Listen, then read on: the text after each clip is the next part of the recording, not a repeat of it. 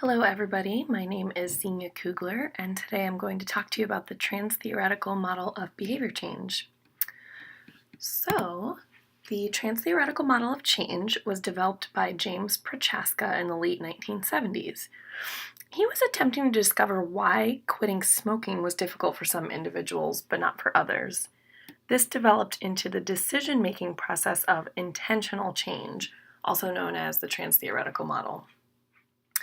The model was published and developed with Prochaska's fellow colleague at the time, Carlo Di Clemente, and has been published into multiple studies since then.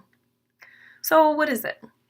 The Transtheoretical model is the intentional decision-making process of quitting high-risk behaviors and aiming for healthier alternatives.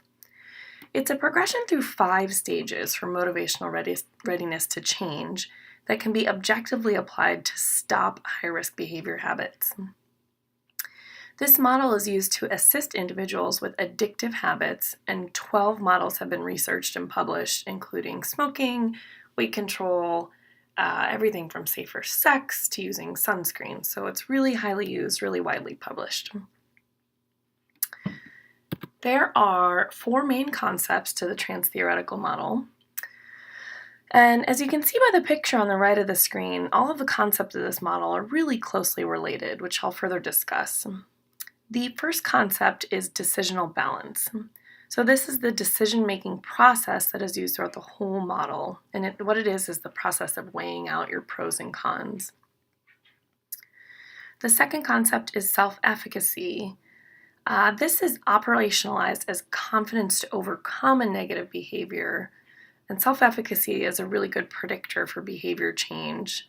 So if someone's confidence is low, it usually correlates with lower outcomes of quitting that negative behavior, as opposed to somebody with high levels of confidence who will be more likely to quit the negative behavior.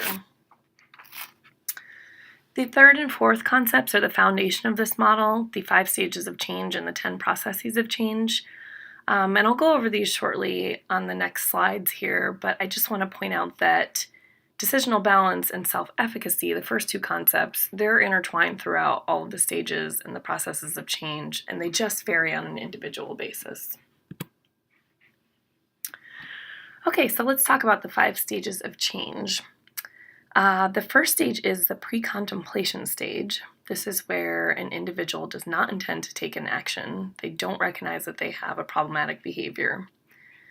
Pre-contemplators tend to be defensive and avoidant of change, and if you incorporate that first concept, decisional balance, the cons are outweighing the pros for an individual at this point.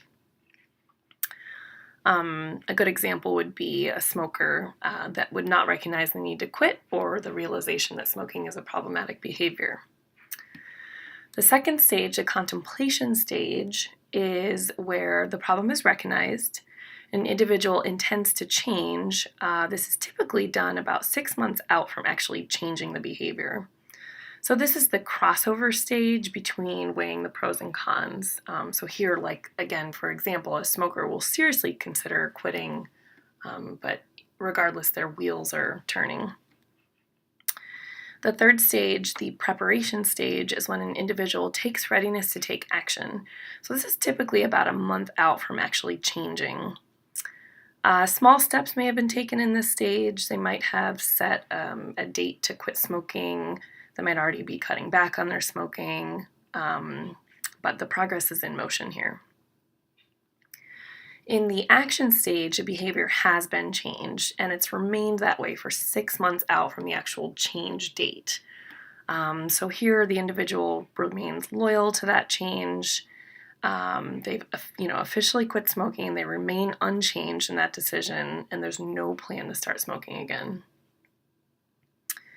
The last stage is the maintenance stage, and this is where the individual intends to maintain these changes that have been made. So there's no plans to return to the negative behavior. And this stage can be really tricky.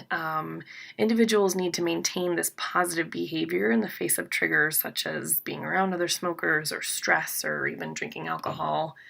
But as long as the pros continue to outweigh the cons in this stage, the outcomes are typically positive for them. This model is really well organized in theory, but in reality, most individuals, they don't follow each step in order, and rather they fall in and out of the rhythm of the steps depending on their own progression or regression. And you can see on this slide here that there's a good diagram of the 5 different stages. So the fourth concept of this model are the 10 processes of change. The first 5 that are listed here on this slide, and I know there's a lot here, so bear with me, but the first 5, they tend to peak early in the stages of change. And again, keep in mind, these are all intertwined with each other, so it can get a little confusing. But they happen during the experimental process and more involve emotional and cognitive abilities, while the last 5 processes on the list tend to peak later on in the stages of change, and they focus on behavioral processes and activities. So the first process of change, consciousness rising, this is recognizing that there's a problem. Again, we'll keep using smoking as our example. Self-reevaluation, that's the perception that there's a better version of your own self, or there's a healthier version that only you can turn into. Dramatic relief is the conscious awareness of fear or dread of negative behavior, and then that relief felt when you realize that you can change or that change is possible. Environmental reevaluation is thinking about a better life without the negative behaviors. Social liberation is a realization that society will treat you better if the bad behavior ceases. Counter-conditioning is using positive activities to replace bad habits, such as exercise or hobbies. Stimulus control is avoiding situations where there was a correlation to bad behaviors, such as, going to a bar where there's people smoking. Helping relationships are simply positive influences, such as family or friends or a mentor or someone that wants to help you kind of overcome this bad behavior. Self-liberation is being committed to the change. And lastly, reinforcement management is using a reward system when goals are reached.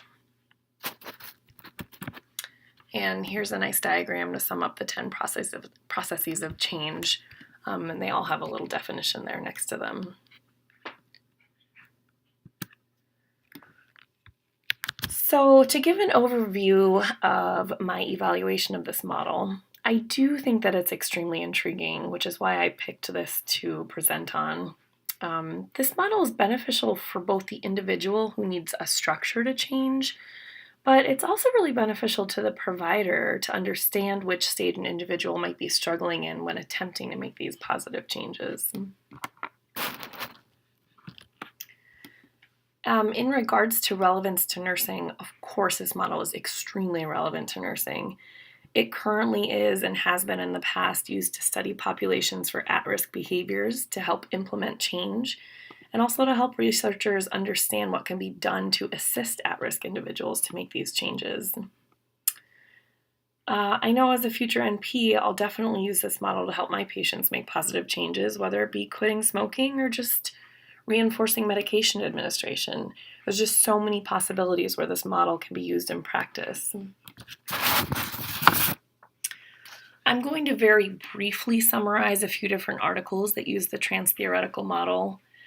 There were so many to choose from because this model is so widely used, but I chose these 3 just because they stood out to me for their positive outcomes.